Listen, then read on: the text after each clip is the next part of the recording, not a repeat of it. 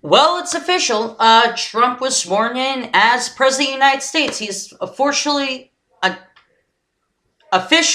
that's what I was looking for. He's officially the 45th President of the United States. I want to say, welcome, Mr. President. I hope you succeed at the job. I genuinely do. Because now you are the captain of America, and I hope you don't crash us into the ground. But that's besides the point. Are there some things that Trump ran on that I want to criticize? Yes. Are there some things that Trump ran on that I want to see that sound like good policies see happen? Yes. But at the same time, though, I at the same time can't make heads or tails of it. Because, what he said on the campaign trail, what he said in his jumbled inaugural address, which was somewhat a message of unity, somewhat. But there was something in there in that pile of jumbled sentences. There was something in there, but there are things about him I don't like. Things that are okay about him, and things that are just ugly. But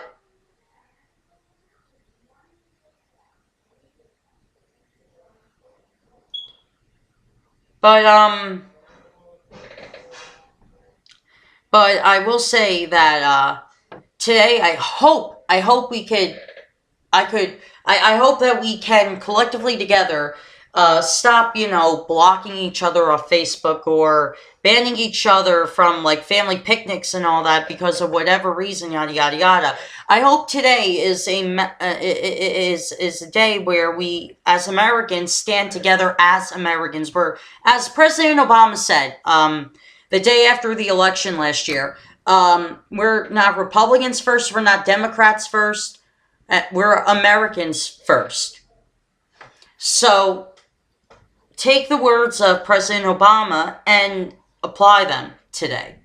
If not today, every other day for the rest of your life, because we are Americans first. We're not party ideologues first. So I want to say those things first and foremost. The second thing I want to say is I kind of, as somebody who's a strong supporter of the Bill of Rights, our rights to free speech, our rights to freedom from separation of church, freedom of religion, and all those and all our rights. I kind of do gotta criticize something in our Bill of Rights here. When we say separation of church and state, it's kind of an oxymoron hypocrisy with a truth to it. Allow me to explain why it's a mixture of those two things together. If you look at our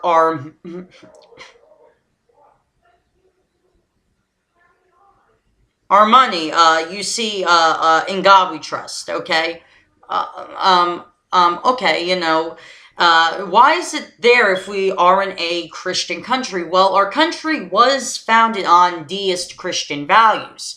Deist Christian values meaning that the founding fathers, including George Washington himself, they believed in God, but they didn't believe in organized religion. So that's why they create separation of church and state. While at the same time, it's a hypocrisy because we have our president swearing on a Bible. We also, at the same time, though, it's not mandatory to believe in a particular religion or go to or read a particular holy text or go to a particular church. We have the right to believe or not to believe. So it's kind of an oxymoron with a truth to it at the same time. I mean, out of all of our Bill of Rights, the right to own arms, there's no oxymoron to it. We have the right to bear arms. Freedom of speech, there's no oxymoron to that. Freedom of expression, there's no oxymoron to that. But separation of church and state, that's a real oxymoron. Because it makes no sense. If separation of church and state means that the church doesn't have any involvement with the state and politics, then why do we have our president swear on the Bible? Can we have our president swear on something that they that they particularly enjoy, like swearing on a coffee cup or swearing on a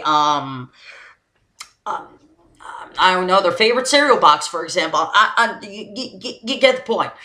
But it's kind of an oxymoron with it. No, it's not kind of. It is oxymoron with a reality to it.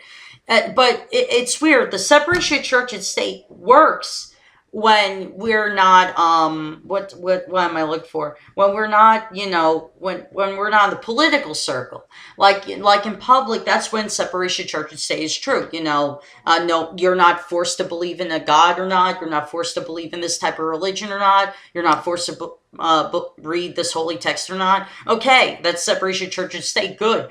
But when it comes to politics, though, you see so many Democrats or Republicans that say that they believe in God and all that. But here's the funny thing, though. Why is it that all of our Republicans and Democrats switched their religions? Like the only one that didn't switch their religion is Bernie Sanders. Bernie Sanders considers himself culturally Jewish, and when it comes to religion itself, he calls himself a secular person. But other than Bernie Sanders and Chuck Schumer, everyone else is a Christian. It's like either they converted from whatever religion they were to be a Christian in order to be accepted by the public, or they were told that they had to change their religion. If that's the case, then there's no separation of church and state. That's just forcing somebody to change their religion, which is complete bullshit, if you ask me. But it's just weird. The majority of people in Congress are Christian. It's just weird that the majority of people in Congress are Christian because it's like, it's like people feel the need to change their religion to be accepted by the voter, which is stupid to me. That's really dumb.